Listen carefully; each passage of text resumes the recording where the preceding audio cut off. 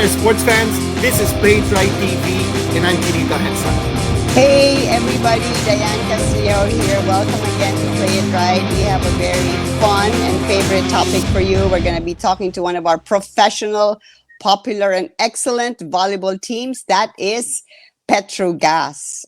So we all know that the PVL Reinforced Conference is happening right now. So Quinito, we're going to call in our guests who have been very gracious and giving us some time in between their training. So please welcome from PetroGazz, Coach Rald.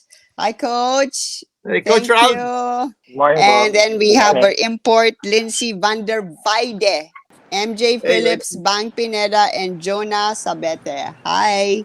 Hi, Hello. girls. Morning po. Hi, guys. Nice to see all of you. Okay, you guys are 2-1 right now in the standings. Two undefeated teams, Cherry Tigo and Creamline. But you've got a big game coming up against F2. Coach Rald, first of all, how did you put this team together, and what are your expectations in this conference? So we have the same core lineup from last conference. So with Myla, Jonah, MJ, and then we added the reinforcement with Lindsay. So okay naman kami, sir. Malaking tulong si Lindsay. And yeah, we're very excited to play against F2. We had a good game last Saturday with Akari. So we're hoping to continue the momentum. So, Coach and everyone, you guys are the defending champions of the Reinforced Conference, but that was like 3 years ago. But you're still, of course, a super title contender. What has made you still stay this strong and be one of the front runners in this conference? Siguro po yung proper mindset po and yung system po ng coaches. So, di lang po kami nagre-rely kung ano yung alam namin. May sinusunod po kaming sistema para okay po yung flow nung outcome ng game. Okay, asking MJ Phillips now. MJ, you've played for the national team. You're playing for a club team. We know that your mother is from Zambales. Playing in the Philippines, how different is that from playing in the US? And are your relatives from Zambales coming out to support you when you play? They don't come out and support, but they make it known on social media. Yeah, and every time I go back to Zambales, a lot of them come up to me and talk to me and are just really supportive in that way. And I think the difference in here versus in the States, it's just, I feel like Asian volleyball, it's just a lot of like faster pace, in my opinion. Okay. So you like it, faster pace? It's energy and intensity. Yeah, it's an adjustment for sure. So Jonah, your next game guys against F2 Logistics. You know, they're healthier now. Paano nyo sila pinaghandaan? Siguro po, syempre, coaching staff namin, like, yung system ni coach, siya na yung bahala eh. Kung paano na lang namin i-deliver yung mga gusto ng coaches namin, kung ano yung mga, like, role namin, bawat isa. Follow-up question ko kay Jonah. Jonah, galing ka sa Bulacan State University. Kumusta naman yung transition mo, no, from playing in Bulacan State University and going to the PVL? Hindi ka dumaan sa UAAP route or NCAA route, pero you're there, you're performing to the best of your ability, and you're showcasing your skills. Jonah? Actually po, mahirap kasi like, galing po ako sa squad, then ang daming adaptation kasi knowing college kasi parang lalo na indoor yung paglalaroan dito sa Manila. Then sa Bulacan State po kasi naka-outdoor kami. So yun. Then accept lang ako ng accept for may para maging ano pa talaga. Marami ako matutunan sa mga coaches na napagdaanan ko po. I wanted to ask the import, Lindsay, you know, your experience playing here in the Philippines when you played like Chocomucho or Creamline, like there are huge crowds screaming. So how does that make you feel? Does that motivate you? Is it like, what do you think of the Philippine crowd? I love having a good fan interaction. In college, there were some crazy young fans, of course, and I always thought it was fun playing at away games because I liked when the audience was against us. It like made it more fun to win. So experiencing that here with like a lot of them for us, some of them against us. I mean, you can't really tell when you're on the court. It's just kind of fun hearing them in the background go crazy when you make a crazy point. So to me, that's like super fun to have a crazy audience like that. Well, Lindsay, just talking about your career, you're coming off a stint in the Greek league. How was that experience like from Europe to Asia? So I think it's your first time playing in Asia. How was the transition and in the style of game? Clearly, it's very different the way volleyball is played over in Greece and over in Europe, and the way it's played here in Asia. Earlier, it was said that MJ was saying that the pace here is a lot faster. Do you feel the same way? Yeah, I definitely agree with that. The pace is definitely faster. In Europe, they like to play a slower, higher ball. And also the goals are a lot bigger there for the most part. So that's kind of why they do it. So here, having the quicker pace honestly makes it a little more difficult to compete against teams. But that's how I played in college. So it's kind of like bringing me back to my roots, which is fun. So I enjoy the pace that the game is played at. It makes it, a little bit more difficult, more fun. Coach, so you lost to Creamline in 4 sets. And of course, there's still the team to beat. Ano pa yung dapat nyong ma-improve sa team to be able to maybe beat them the next time around? And who do you think is a tough team to play aside from Creamline? I think yung major advantage ni Gremlin is their yung core lineup. They've been together for how many years na? Yung sa team namin ngayon, I think parang 1 year, and then we added Lindsay pa. So yung chemistry hindi pa sobrang solid. So definitely as we go for the sa dulo, tingin ko magiging okay naman yung chemistry and all.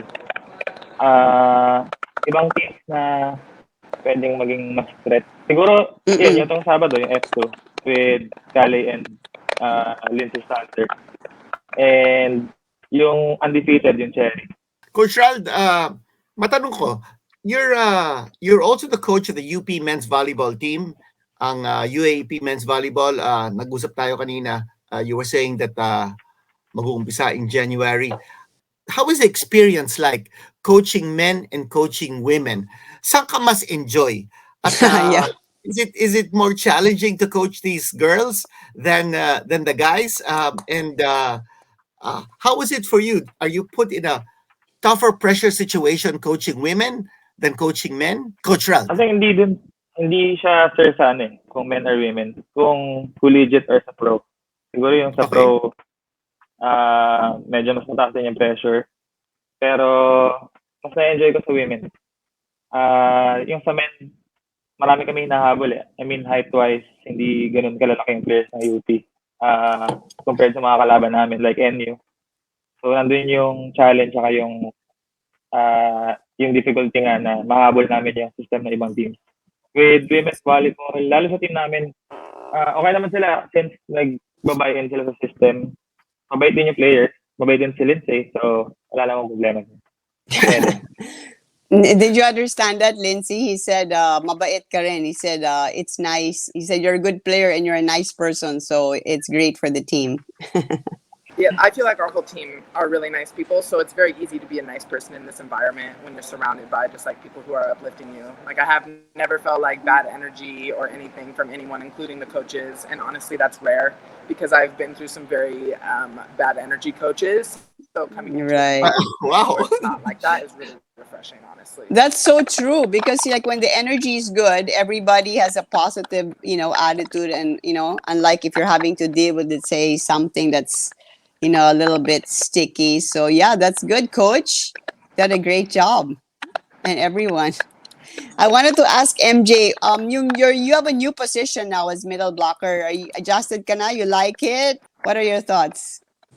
I like it on most days. Some days being middle is a tasking position, but for the most part, I really do enjoy it. Yeah. Bang matanong kita, Pag-usapan natin yung game niyo against Creamline. Natalo kayo 3-1 pero yung second set nung nanalo kayo 25-16, magandang pinakita niyo. Tapos yung deciding set 27-25, it was down to the wire. Maganda yung laban. Pero going up against a team like Creamline na parang national team natin, no? Because dahil nilang international experience, tapos yung mga stars nila, malaki yung fan following, yung pressure, naramdaman mo ba nung naglalaro kayo against Creamline? And do you feel that kung sakasakali mag-meet ulit kayo sa playoffs, mas preparado na kayo to be able to beat a team like Creamline? Bang! Siguro po mas prepared na noon. And prepared naman po kami nung lumaban kami sa Creamline last. Siguro yung mental lang talaga yung parang laging nare-remind sa amin nila coach na mas nakakapagod din yun kasi mag-iisip ka kung ano yung gagawin ng kalaban. Since Creamline nga po yun. So, magaling sila. Parang tinginan lang po nila. Alam na nila yung gagawin nila. So, parang more on dapat yung pasensya namin is mas mahaba pa. Follow up kay Bang, so you're now a full-time libero. How do you like this role? At hindi mo ba nami-miss ang pagiging spiker? Namimiss naman po minsan. Minsan din po nakikigulo ako sa training. Sa spiking po nila. So, yung full-time libero po, parang inaccept ko na po talaga yon. And feeling ko po, mas doon ako makakatulong sa team. Jonah, itong team ninyo, no? Contender kayo. Ang tournament format natin, 9 teams are playing, tapos 4 ang papasok sa semifinals, tapos magkakaroon tayo ng best of 3 sa finals, best of 3 sa battle for third place. Yung quality of imports na napapansin mo, no? Ang daming magagaling na imports, yung si Priscilla Rivera ng Akari nung natalo nyo, no? 3-0. Super player, no? Experience, 3-time Olympian. Kumusta naman ang assessment mo playing against imports and also with Lindsay being your import? Actually po, nakaka-excite pag na may nakakalaban pa talagang imports. And also, andun si Lindsay na kakaiba kasi siya eh. Like, hindi siya talaga nagre-reklamo, parang hindi siya napapagod. As in, 100% talaga si Lindsay, andyan yung support din niya sa amin. Siyempre, andun din yung supporta namin. And yeah, like 2019, sobrang iba kasi sa feeling na mga kalaban mo yung mga imports ng ibang teams din. Coach, I'm really curious to find out how your team works. What do you do? Like, especially now that you have some off days. Like, what's your training routine like? Like, kunyari, may 2 days before game day or when what's the routine of the team? Well, yesterday we had a psych session with Sir Marcus. So, kasama rin yung sa mental training. And yun, simpleng kamustahan din. Pero for the most part, we implemented the system of talagang kailangan matutunan nila yung kalaban. So, we have viewing sessions. Yun yung main work ko before being the head coach. So, yung sa scouting is that tinuloy lang din namin. Pero mas binigyan namin ng emphasis. Kasi alam naman nila na pag nababasa nila yung opponents namin, mas dumadali yung trabaho. Yun talaga, hindi lang kami sa training nag-double time. Sa mental part, sa viewing, para mas kompleto yung ginagalaw nila. Yeah. So I wanted to ask any of the girls, how much free time do you have? Like Jonah, like buong araw ba? Like, can you give us a rundown kung ano yung schedule nyo? Ganon? Hindi naman po. Like, siguro kapag na may viewing, nag-extra time kami. Then, syempre, iba din yung court training namin na 3 hours. Then, iba din po yung hours namin sa viewing. So, 3 hours yung court time nyo? Mga 3 hours a day? Yes. And then, pag may viewing, extra like 2 hours? Yeah, 1 hour and 30 minutes. Well, guys, let's welcome now Gretchen Soltones, one of the cornerstones ng PetroGazz team. At Gretchen, you've been a well, let's say 3-time MVP sa NCAA. You've played for the Philippine team sa Southeast Asian Games. Extensive experience both in beach volleyball and in indoor volleyball. Playing for Petro Gazz. Kumusta naman ang experience mo and yung challenge playing for a professional club? Rachel? So far po, I can say na mas nag-improve ako kahit konti, lalo na sa blocking kasi for Coach Rald kasi parang siya po yung isa sa, sila si Coach Arnold, mga coaches ng PetroGazz, sila po yung nagpa-realize sa akin na hindi pa ito yung Gretzel na dapat mo ilabas, meron at meron pa. Tsaka mas more on, natuto ako sa technical po nila ni Coach Rald kasi yun nga, pag ito yung pinakita mo, ito yung points na lumabas sa stats. Pero yung mas marami pa yung attempts mo, ibig sabihin mababa pa yung pinapakita mo. So mas more on makikita, maiisip mo talaga na hindi, mas kailangan ko pang mag-improve ulit. I mean, Yeah. mm-mm. Nice. At are you 100% na healthy? How's your knee injury? Okay ka na? Like, hindi na sumasakit at you can go like 100%? Yes po, kasi yun nga, yung sabi ni Ate Jonah na parang mostly ako wala na akong time sa ibang bagay kasi mas more on nag-i-invest ako ng time sa extra workout. So, yung time ko lang pag-uwi, tulog lang or pahinga, tas yun. Sleep volleyball. Yeah. Coach Rald, ang dami mong team leaders. On the court, you can say that any one of your players on the floor can be like your second coach. Nandyan si Lindsay, nandyan si MJ, your skipper, the most experienced player on your team, si Chi Saet, is 37 years old, but certainly a leader, like a coach on the court. Is that an advantage na marami kang pwedeng itap as bali your coach on the floor because so many people can be outspoken? Or is that a disadvantage or is that an advantage? Coach Rald? Siguro, more of both eh. Pero total na-explain naman din sa kanila beforehand yung specific roles na hinahanap sa kanila. Pero yeah, definitely meron talagang advantage since manatibay yung loob saka they can lead nga inside. Pero ang nire-remind talaga sa kanila lagi na yung best way to lead the team is by their actions, kung paano sila mag-perform. Hindi na siya totally dun sa communication na part since alam naman nila yung gagawin nila. Yung talagang pag-lead by example na lang. Pero yes, definitely may advantage namin. Gretchen, I wanted to go back to you. Syempre, it's an import conference now. Kumusta naman ano masasabi mo sa pag-gel ni Lindsay sa team nyo for PetroGazz sa conference na to? Actually, si Lindsay, sobrang bilis. Super bilis niyang maka-cope up sa amin kasi, di ba, usually yung sets kasi sa kanila, since matatangkad sila, matataas. Ngayon, mas okay sa fast sets. And then, sa labas naman, sobrang wala siyang arte. And then, sobrang saya niya lang kasama. Tsaka, nagsasalita talaga siya kung ano dapat kulang namin as a team. Nice. So, good chemistry, huh? Okay, Lindsay, you're back. We wanted to ask you about the bonding experience you've had with your teammates. How much of the Filipino food have you tasted? Have they given you balut to eat, or what are the things that they're giving you? Gretchen is shaking her head.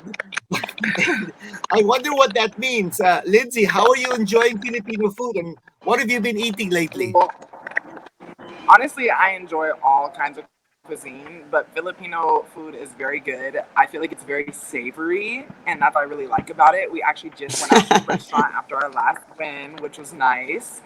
And then sometimes during our lifts, there'll be like a man with the lumpia, and we'll buy like 20 of them, and it's so good. Like, that is for sure my favorite food that is from the Philippines. It's delicious. It's just exactly up my alley.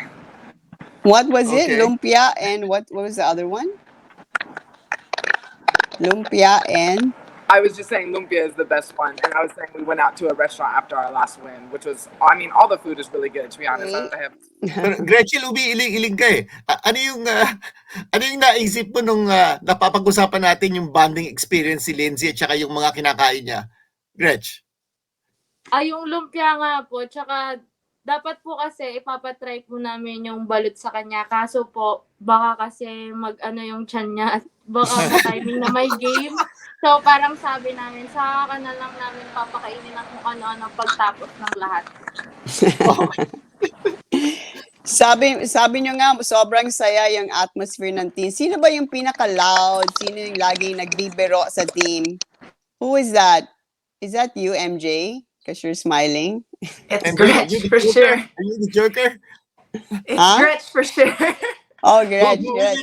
It's Gretch. Oh my God. So who's the one that always picks up the energy of the team? And what do you guys do? I think it's still Gretch. Even when, like, it's weird when like Gretch isn't there at practice. It's pretty quiet, you know. And whenever Gretch is there, it's always loud. She's able to pick up the team for sure with her energy. Her alone for sure. She has a lot. Daming energy. Okay, girls. The big question to ask as we are about to wind up our show. Are you guys going to be disappointed if PetroGazz does not make it to the semifinals? Siyempre po, kasi yung pinaghirapan namin eh. Tsaka nag-double time kami para maging healthy. Yung katawan namin, lalo na yung mindset talaga namin. Siyempre, yung bawi kasi namin last season, parang eto na yun eh, kailangan namin bumawi. Okay, Nice. what about Bang? Yeah, Bang, anong feeling mo? Nag-6th place out of 8 teams yung PetroGazz sa last conference, yung invitationals. Feeling mo, papasok kayo sa semifinals ngayon? Bang? Feeling ko naman po kasi katulad po ng sinabi ni Joe na pinaghirapan namin muna bago po kami sumabak dito sa conference na to, and dami na din nagdo-double time, and ayun, madi-disappoint din, pero di naman din kami papayag na hindi kami papasok sa semis. Siyempre yung effort ng coaches, scouting, stats, and all, sa training, and yung mga teammates, so, and management. So parang yun na lang yung gagawin namin, maglaro ng maayos, ibawi yung last conference. So yeah, all out this conference. Okay. Keyword, hindi pa kami papayag na hindi papasok Oo. sa Gretch, semifinals. mukhang palaban ng team natin ngayon, ha? Gretch? Yes po. Kahit naman po ako, hindi po papayag talaga. Kasi kung ako lang po sa sarili ko, since nag-double time ako, syempre pinaghihirapan ko yung bawat oras, bawat pagod, bawat sakripisyo, kung anong dapat i-sacrifice. Tsaka, yun nga. Kasi yun nga yung pinaka-ayaw ko is yung pag nananalo kasi yung team, puri sa players. Pero pag natatalo yung team, coach yung dinidiin. So, dapat papasok kami. Walang pero. Wow, coach must be really happy. Oh, yan ang fighting spirit. MJ, what's your feeling? Are you gonna go deep in the playoffs? Make it to the final? Yeah, for All sure right. we will. Yeah, just like the rest of them said, we made a lot of sacrifices. We do a lot of extra work, even mentally. So I 100% believe in this team that we can make it to the semis. Oh, there's a doggy here. Good luck, Charm. Yeah, oh. So wait, so before we go, like, syempre your next game right in front of you, F2 Logistics. Coach, what's your mindset going into this team? And without bearing too much of your strategy, ano bang plano natin to win the next one? Yun nga, with F2, medyo matibay talaga yung Kalemao and Lindsay Salder. So, doon kami nakafocus how to stop them. And yung mga unforced errors namin from our last game, we're still trying to work on it para ma-lessen. Pero, yeah, yung momentum of winning coming from Akari's game, gusto namin dalhin tuloy-tuloy na. Sounds good. Yeah, para Should be masayang fun. Christmas ng PetroGazz. At Gretchen, sinong bagong teammate nyo nakasama mo ngayon? Sinong bagong teammate nyo nakasama mo ngayon? Yung hawak-hawak mo? na Ay! teammate ko. Si Lucas po yung baby ko po. Hello po! Okay. Wow, Lucas. Lucas. Now that Lindsay's back, okay, we need to ask you this question. Are you going to be severely disappointed if PetroGazz does not make it to the semifinals? Can you tell us about your assessment of the opposing imports? Who were the imports from the other side of the fence who are who have gained the most respect from you? I mean, Lindsay. I'm going to be proud of this team either way. Of course, I would love to go to the finals, semifinals. I think we deserve to be in there. I think we will be in there. I have full fitness. I feel like we're just getting better every day. But like you're saying, a lot of the imports are very strong on these teams, which can make a big difference. But we have a strong team all the way around. We're confident in ourselves, and I think we can do it. I will be bummed if we don't, but I don't even want to think that way yet. So. Okay, that's positive vibes. Dyan, positive vibes. Yep. So I guess before we wrap up, maybe some final words from each one. Talk to your fans, and invite them to continue to support you in your next game. We'll start with Jonah. Hello, Gazzed. Thank you for supporting always sa team namin. Sana supportahan niyo pa rin kami always, lalo na sa mga game namin. MJ. Thank you, PetroGazz fans. Keep supporting us, please. All your support is giving us extra boost in the games. So thank you. Coach. Yeah, thank you, PetroGazz fans and management for always supporting us. Pagkatrabahuhan namin hanggang sa dulo. So, sana supportahan niyo kami. Thank you po. And Gretch, tsaka si Lucas. Baka pwede Hi, magsalita din si PetroGazz Lucas. fans! Thank you po sa support. Thank you po sa nagstay, manalo man or especially matalo. Thank you din po sa management na andyan parate para sa amin. God bless! All right. And finally, Lindsay. I just wanted to say thank you for supporting us, and me personally, I know you guys don't know me as well as you know the other players, but I still feel all the love and support from all of you. It's been amazing. I feel like I've never experienced a fan base like this, so keep coming out and keep being crazy for us. Wow, that's nice. That's nice to hear, that you have that. This is the best fan experience you've had. That's incredible. Well, thanks very much, guys, for coming on to our show. Bang Pineda's no longer with us, but we did hear from her earlier. But best of luck to PetroGazz. You guys are amazing. You've been performing so well, and I think into the playoffs you're going to make an impact. So best of luck, and thank you once again for coming on to Playitright TV. Thanks, guys. Thank you. All the best. Thank you. Hope to talk to you again. Dito sa Playitright. Well, I love the happy spirit. I love the positivity, Quinito. It seems like you said, everything's good in their team, and that really helps. Going into practice. I think their spirit is very up, and the players seem to be. They've made it known that they're very determined to go very deep in this conference. So watch out! Here comes PetroGazz. Yeah, they look very solid. They did add Marian Buitre in between the invitationals and this conference, the reinforced. But ang sabi nga nila, gusto nila makabawi because they were out of the playoffs in the invitationals. They finished only 6th place. But from the early indications, it looks like PetroGazz is going to go to the playoffs. They've got a super import. They've got much better chemistry now playing with under Coach Rald. And yeah, I think we're going to expect a lot of fireworks when they play. And the big game, of course, is on Saturday, PetroGazz versus F2. That's going to be a huge test for PetroGazz. And well, with that, we want to thank you again for joining us. Don't forget to like and subscribe and share. Hit that bell button for notifications. Thanks very much for joining us on Playitright TV. Dyan? Yes, and for all the volleyball fans, makakaasa kayo na we're going to be talking to more of your volleyball favorites dito sa Playitright TV. Mag-comment lang kayo, give us your requests, and please like, share, and subscribe. And also, please visit our sister company, Playitright.com. They have sports products. Marami kayong pagpipilian dyan, yung mga shoes, outfits, equipment like balls, basketballs, volleyballs. Really magagandang brands, Asics, Mueller, Molten, talagang marami kayong mabibiling Christmas presents for yourself, for your family, and your friends. So please visit playitright.com. And thank you again for joining us. Hanggang sa susunod, Dyan Castillejo po.